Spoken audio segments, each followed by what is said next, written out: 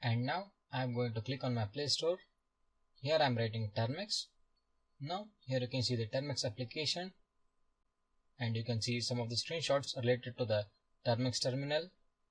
And next, clicking on install, it gets downloading. And next click on open. And now we are in the terminal of Termux application. Here you can see some of the information like Wikipedia. And if you want to install any packages or search any packages, you need to just type pkg search query. Query is related to any package name. And next, installing of packages, you have to type pkg install and a package name. And if you want to upgrade the packages, just type pkg upgrade.